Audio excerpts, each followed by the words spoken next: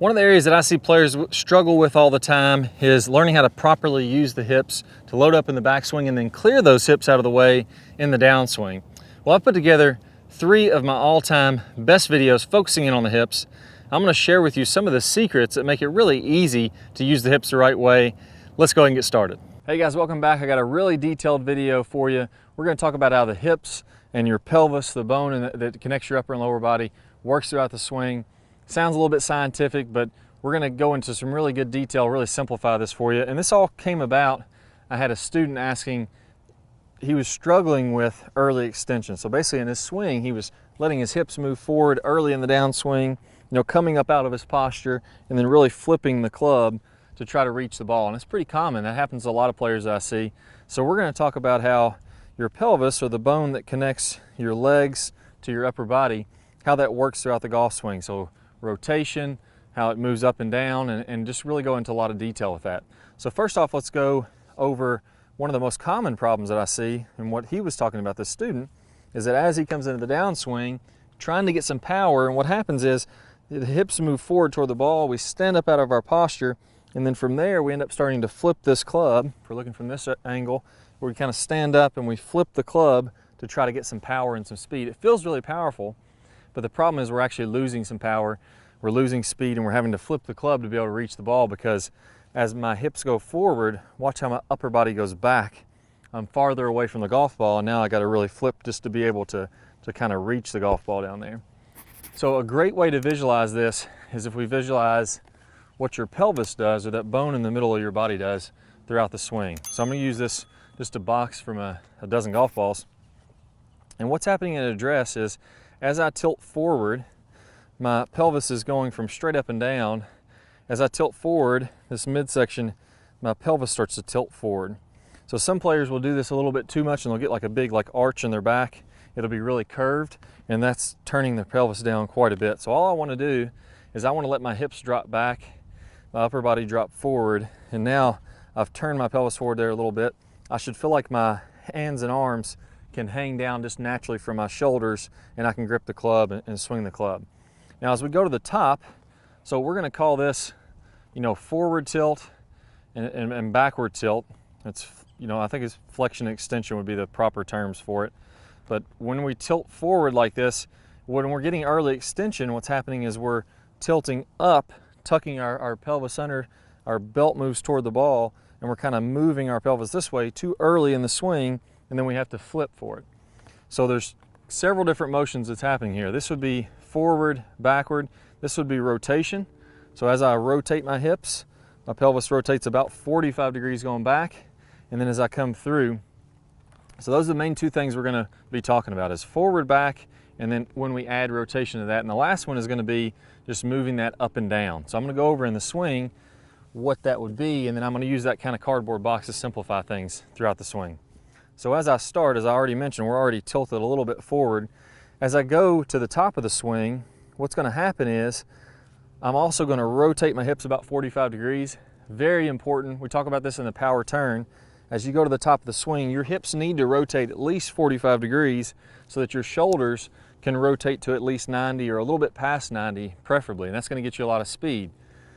Some popular instruction out there now that I think really hurts people's distance is to try to limit the amount the hips turn. So if my hips only turn, say, 20 or 30 degrees in the backswing, I don't have enough separation or enough flexibility, personally, and I see most people don't, to really get that 90-degree shoulder turn.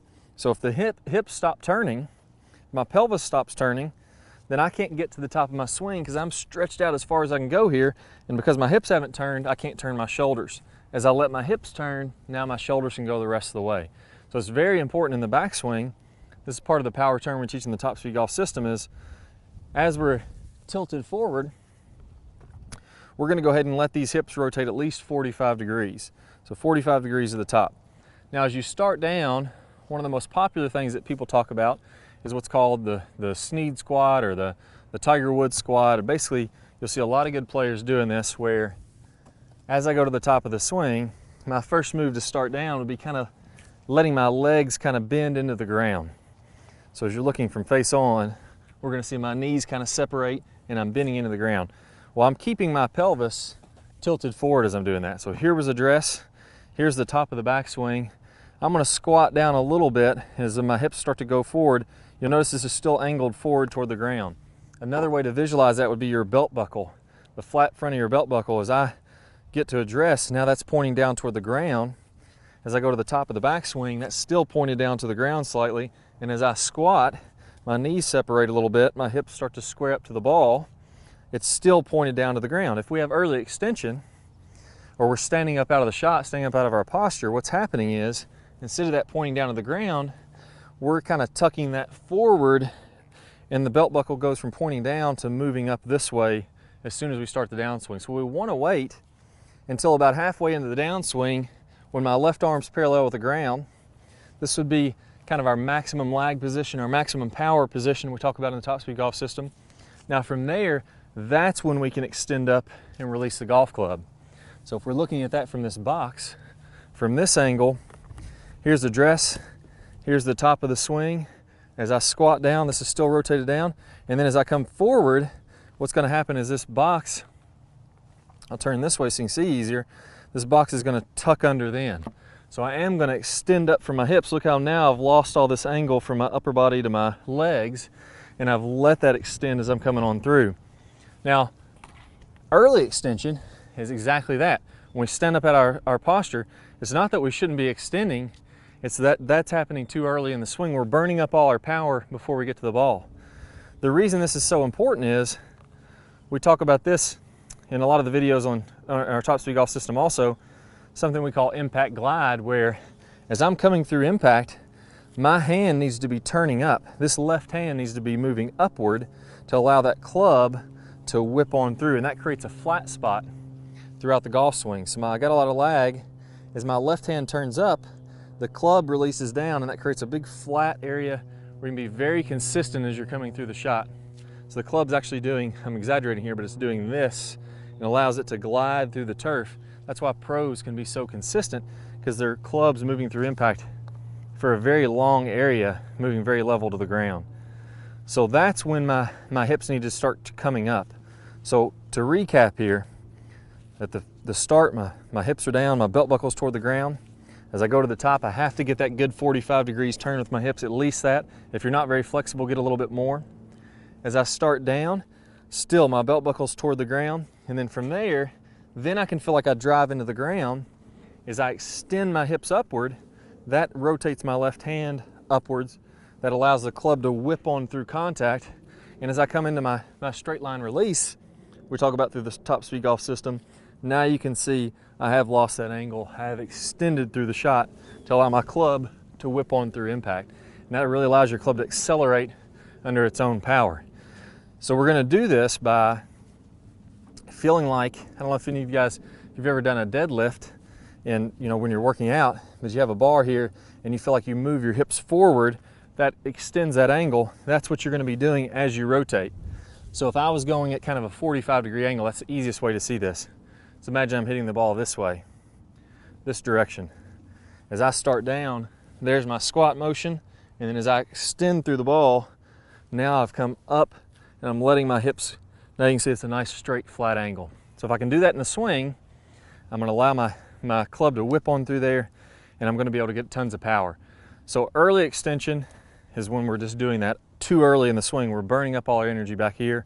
If we do it properly, it's gonna be happening through the shot. And then finally, to finish this off, after I've extended, then I'm gonna rotate all the way on through to where now my belt buckle would be facing the target. So I'm swinging all the way on through. I've extended my hips up now, and my belt buckle is facing to the target, or even a little bit to the left of the target. And in order to do that, I had to take my right foot completely off the ground. That allowed my hips or my pelvis to rotate all the way around, and that's the finish of the swing. So if we can put all that together, we're gonna have some pretty good power in the swing. We're gonna be able to use that ground to get the club to whip on through, and we're gonna feel very, very athletic while we're doing this. All right, guys, best of luck. I'll show you a couple angles in slow motion. See you guys soon.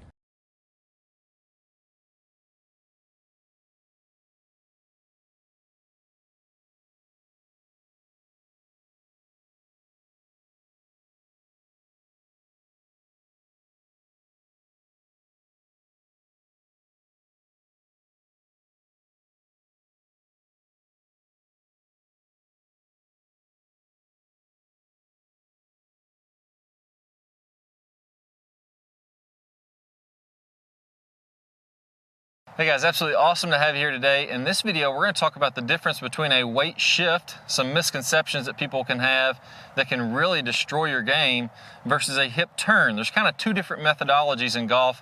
A lot of people will tell you we need to shift our weight to the right and then back to the left.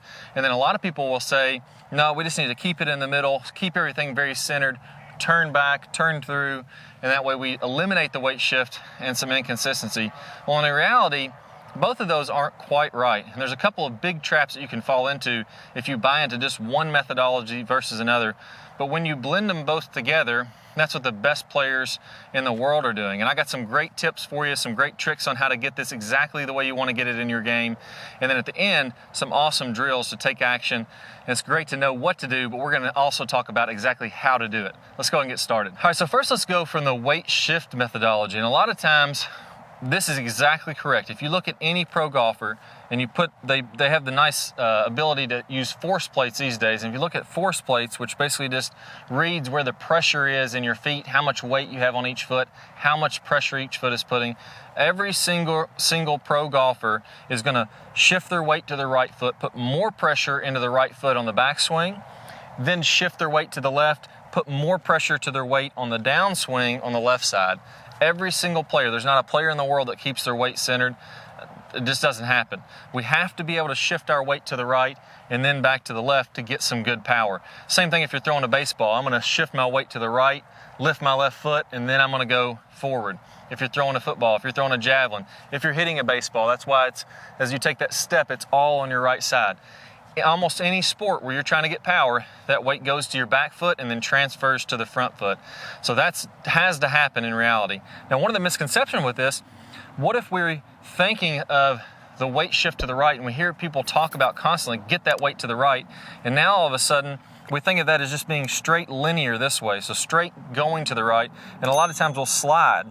When you do that, your right hip gets way outside your right foot. So you can see how now the middle of my right hip is outside of my right ankle, and I've really just slid this way. Now the problem with this is your eyes determine your hand-eye coordination. So if I start to slide to the right, watch what happens to my eyes. They slide to the right too. To counterbalance that, because we're all pretty good athletes, we say, okay, I can't get this and have my eyes slide, or I can't even hit the golf ball at all. So I'm going to keep my eyes still, and I'm going to slide, and now you get this reverse pivot.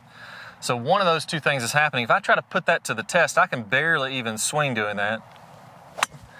I did the same.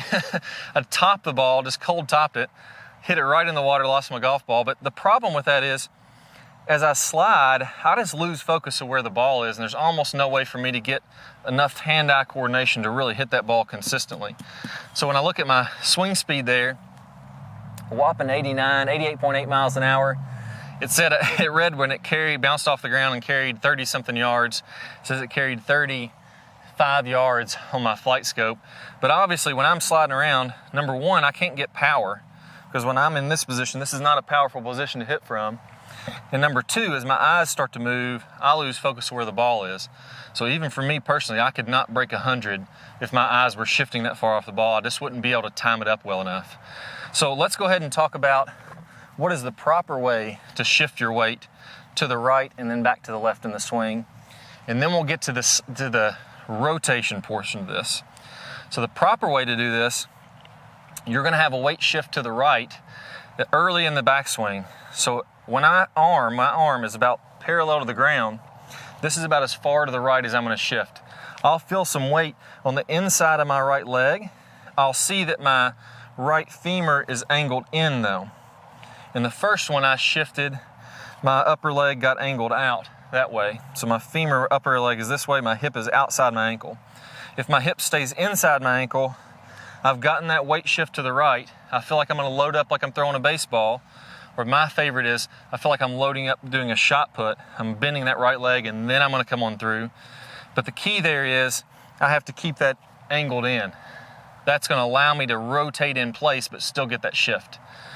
If you can imagine 12 o'clock on a clock face, 6 o'clock being directly behind you, I'm going to push out toward 130, which would be this direction. If my foot pushes out, that's going to push this hip in the opposite direction. As that femur's angled out, now my leg is lined up in a way that I can actually make that happen. Another great way to visualize this is imagine there's a person standing behind you at 7:30. He has a rope or a string tied to your hip pocket or your belt loop here, and he's gonna pull that as you shift your weight to the right. Now you're staying a little bit centered, you're not sliding off the ball, you're getting that weight shift and everything is angled in here. So my backswing, those are the keys. I'm feeling like I'm going to the right, but my leg is angled inward slightly. I'm pushing into the ground to get those hips to rotate as I'm doing that. Now we can turn around and do the same thing for a weight shift to the left. Before we get to the weight shift to the left, let's go ahead and rip one with the correct weight shift to the right. Last time I was 88 miles an hour and topped one in the water. I bet you I'll do a little better than that with the proper weight shift. There we go, hit that one well. Right down the middle, maybe just a fraction off the toe, but that was hammered pretty good. Let's see what the flight scope says for me. Swing speed was 116.5. It didn't get the first one.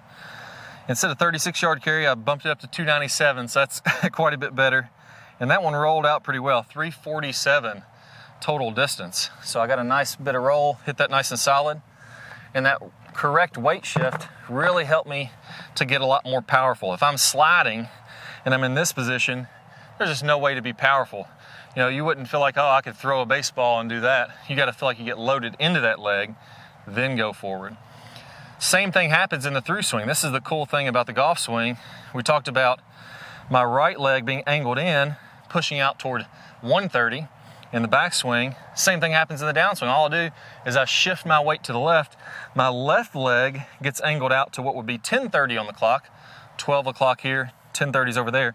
My left leg's angled there. It has some bend in it. And then as I come on through, that straightens up and that pushes my hip back this way. Or you could imagine that same thing. There's a guy standing back here.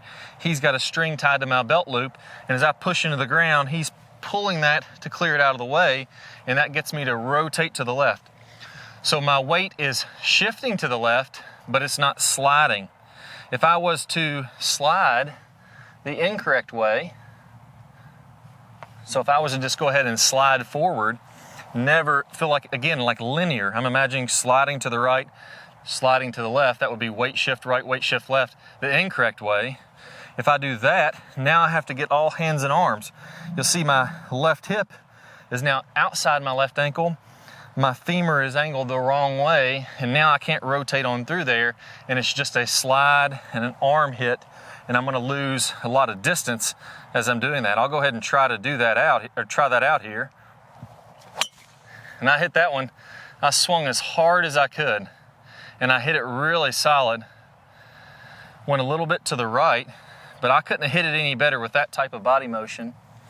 My last drive was 297 carry. That one went down to 250, 108 club head speed, 279 total distance. And a lot of times, we're actually better athletes than we realize we are. We actually can hit it another 20 or 30 yards farther. Maybe you're the guy that's hitting at 270 that has the potential to hit it 340, but you just didn't have the right technique. You didn't get that leg turned out to where you can rotate on through there. So that's the problem with sliding either way. You're gonna cut out your distance, you're gonna cut out your consistency, you're gonna have to use more arms and hands to time it up, and you're really gonna struggle. Now the other end of this spectrum is, we talked about the right way to make the weight shift and the turn at the same time. What about the guys that say, okay, I'm gonna stay pretty centered here, and I'm gonna rotate. So I'm gonna imagine almost like that string tied to your belt loop is directly behind you. I'm gonna rotate there, and then in the downswing, I'm gonna rotate the other way, and I'm gonna stay pretty centered over this golf ball. It sounds really cool, and the great thing about this type of swing is that now my eyes are fairly centered, and I'm not gonna move around very much. Well, there's two problems with that. Number one, as we talked about before, every single pro player out there, due to there's tons of force graphs on these force plates showing that they get their weight shift to the right and the weight shift to the left. Plus, it's just not going to be very powerful. If I don't transfer my weight, now I don't have anything shifting to the left. I don't have anything to push against to rotate out of the way. I'm kind of just trying to slide on my own body weight. It's almost like if you're standing on a piece of ice, a frozen lake, and I'm trying to swing. Well, By trying to stay still, very difficult to do that. I have to have some kind of weight shift to stay stable. If I try to hit one now, the idea of staying very centered, so I'm not going to go to the right at all, I'm going to stay here and then stay there, and I can try that out. I'm not going to get as much power or distance. Now that looked like a good swing. I hit it right down the middle. Didn't hit it quite as solid as the ones before, but I lost a lot of distance because I couldn't load up and get power from the ground. I kind of had to feel like I was staying still as I was doing that. Now that wouldn't be bad. Most people would say that's a lot of speed. I swung 114, my total distance was 286. Most people would be very happy with that, but again, there's more in the tank. Maybe you're the guy hitting at 286 that could hit it over 300 yards if we got that proper weight shift. All right, so now what do we do with this? It's great, Clay. We had this big long video talking about the details of weight shift and turn and why we can't just turn or we can't just shift. Now, what do we do to actually get this in our game? And this is the point that's going to separate the people that are going to improve and get better from the players that are going to fairly stay about the same. The players that are going to improve are going to put this to action. We're going to do all the reps, we're going to practice, and that's going to get you those long-term results. So what I want you to do here, let's go ahead and set up, put a club across your shoulders, and for the first little bit here, we're just working on our body movements. As I go to the backswing, weight shifts to the right, but again, leg stays angled out. I feel like my weight's on the inside of my right foot. And then as I come down, my weight shifts to the left. My left leg is angled out. And then as I turn up, you'll see that my chest is nice and high. I've finished good and tall. My left leg is straight and I've rotated all the way on through. I want you to do about 50 reps. Go back, left, and then through. Nice and slow, check your legs. Check where your weight shift is going. If you have a mirror, a video camera, check yourself, make sure it looks like you're doing these moves correctly. Number two, another 50 reps. Let's go ahead and put this into a fluid swing. Same checkpoints here. Weight shifts to the right. Imagine that guy's pulling that rope this way as you shift to the right. That's going to get you loaded up without sliding. Number two, let's have that same guy pull the rope this way. My left leg's angled out, and then I come all the way on through. So we're going to make a fluid swing doing that. Nice and smooth. You don't have to go really hard doing this. Let's do another 50 reps. Once you're comfortable with those, let's take it to the driving range and let's make sure that we do at least 2 practice swings before every full swing. Then go ahead and give it a real rip.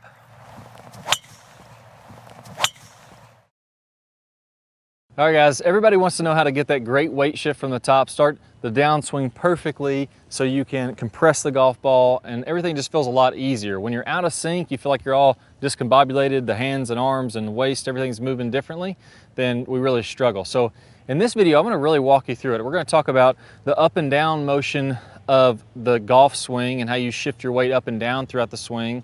We're gonna talk about the weight shift left and right, and then we're also gonna talk about the rotation and all of this, kind of how you're starting the downswing properly when you're doing that. So I'm gonna get into a little bit of detail. I'm really gonna break it down piece by piece in the beginning, but don't be overwhelmed. If it starts to seem a little bit too complicated or a little bit too in-depth, don't worry. At the end, I'm gonna tie all that together, give you one great simple drill to do to get that great transition and start of the downswing coming all the way into the finish. So let's go ahead and get started. All right, the first thing we'll talk about here is the up and down motion. So if we just isolate everything else and look at just how our body moves up and down throughout the swing, it's very important. So at address, as I'm kind of setting up here, if I get rid of the golf club, I'm just kind of athletic stance. I got a little bit of knee bend, my chest is slightly down. I'm kind of like I'm almost playing shortstop, not quite as low as I would be, but just a little bit like that, or just kind of a relaxed defensive position in basketball.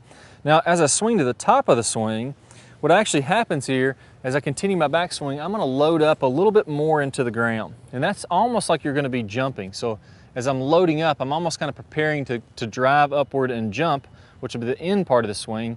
But just realize, pretty much all PGA Tour golfers, all pro golfers are at least staying level or dropping down a little bit. You don't really see guys that raise up in the backswing. So if we watch that, this is kind of this motion where my head drops a little bit. Here's my address, here's the top of the backswing. Now this is what's important. After we get loaded up at the top of the backswing, as we start to rotate through and rotate into the finish, what's actually happening, if you watch those tour players again, as they get to that nice finish, you'll notice how they're chest to their lower body, all that is flat. If you looked at their shirt buttons, it's actually going to be facing a little bit up toward the sky here, and they're in this nice extended position, really balanced over the lead foot. Well, if I took out all the rotation, I took out all the weight shift, and I just looked at that, here's the dress, here's the top of my backswing, and then my finish would be like this. My chest is extended. And that's really important in the golf swing, because I have to get this club to whip through contact. I have to get this club to turn back up so that I can really accelerate on through there and into the finish. So let's break that down. What am I doing in the transition? Well, number one, as I'm going into the backswing, I'm actually dropping down a little bit. As I start my downswing, I'm kind of staying down. So that's the key. I don't want to start popping up into that position right away. I want to stay down in my transition, and I'm only extending as I'm coming through the ball and toward the target. I don't extend toward the ball, I extend toward the target as I'm coming on through. So that's piece number one. As you're starting that downswing, stay down, wait until you're coming through the ball to start extending back up. Piece number two is going to be my right to left transition. So if we're looking at the address here, my weight's about 50-50. You could favor the right side a little bit if you want to. Most players aren't all the way over on their left at address, but this is the least important piece. What's really important is what you do from there. As I start my backswing, my weight's going to shift to the inside of my right foot. So you can kind of imagine the pressure on the inside of your foot. It's going to favor the right ankle as you get more halfway back into the swing. So as I start to make my weight shift, as my left arm is about halfway back, that's about the max your weight's going to shift to the right. As you continue the backswing, this is the real key here. If you want to have that good transition, as I continue the backswing and start my downswing, my weight is already well on its way forward in the swing. So if I have a little step here, we can imagine I'm going to step. As I start to continue my backswing, I'm going to step forward. So see how as I'm making my backswing continue, I'm finishing off my backswing and starting my downswing, my weight shift is already starting to the front. So if you watch this drill, we'll do a slow motion video here. Watch when my foot starts to step forward. I'm gonna pull my feet together. You notice my front foot starts to step as my arms and hands are still going back. That's crucial for a good start to the downswing. If I'm at the top of my swing and I'm waiting till I start down to start to shift my weight to the left, it's way too late. You're gonna end up throwing your arms at it. You're gonna end up being very late. You're gonna end up flipping the shot. So that's the key there. I have to start my transition to the left in the back half of my backswing, and as I start my downswing, my weight is already shifting over that direction. It's very important though, don't start to slide way in front. I don't want to get way out here in front of the golf ball. Again, I'm going to have to kind of stand up and flip to reach that ball. It's just a small weight shift. My body's angled back, and then I can push into my left leg and rotate on through. As I get to that good tall finish position again, my weight's balanced on my left side. Notice how I don't have any weight on my right foot. Maybe 10% of my weight's on my right foot, but everything's just kind of stacked over my left side, nice and balanced. High chest again. That's that great weight shift. So when we put these two together, or when we put that, simplify that, weight shift starts in the last half of the downswing. As you start the downswing, weight shift starts in the last half of the backswing. As you start the downswing, your weight should already be going to the left. That's a real critical move. And to try that out, make sure you go ahead and do that step drill and time that up. Now, last piece here is rotation. If you can imagine, if I'm going to jump up and twist my body, so if I'm going to jump and turn this way, what's actually happening there, I'm going to get a little bit sciencey here, but it doesn't, we're going to make it way simpler in the end. If I want to turn this way, my foot has to push that way, or my right foot has to turn that way, my left foot has to push that way. Imagine you're taking your fingers on a bottle cap and you're trying to twist them to the right or to the left. That's the direction as it happens. So as I push this way with my foot, so if this foot pushes that way, that foot pushes that way, that's going to be me turning this way. An easier way to think about this is just go ahead and set up and actually twist your feet to the right. That's the backswing. As I start my downswing, I'm going to load up. Notice how if I want to twist the other way, I can rotate my hips, and then I'm going to twist to the left. That's all that's happening. So in the golf swing, I'm pushing with my feet, letting my right leg straighten a little bit. My hips are now turning. That's going to allow me to get that good full shoulder turn as I go to the top. As I start my transition, remember at this point, as I start my downswing, my weight's already shifting to the left.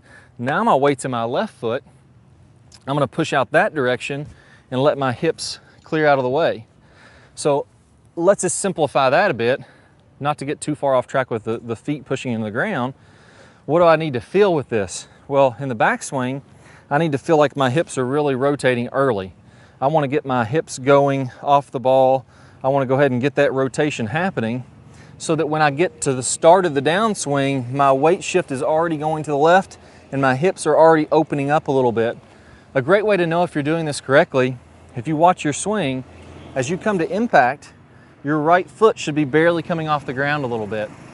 If my right heel is still on the ground at impact and a little past impact, now I know that I don't have the rotation that I need in my swing. I need to go ahead and let that foot come up. I'm pushing with this left foot, letting that right heel come up, and now I can get that rotation. Again, as I come all the way on through, now my right shoulder is going to feel like it's facing down the target. My chest is nice and high to the left. My belt buckle on my pants is facing straight ahead to my target in the distance there. So I know that's a lot of detail. We're going into probably too much detail there, but I thought I'd just go through and answer some questions. Now let's simplify. What do I do in the transition? To break those pieces down, let's go ahead and do 10 swings here. Number one, as I start my downswing, my weight is staying down. I'm holding that until I come through the shot, and then I'm going to extend. That's the up and down piece. Number two is my weight shift going to the left.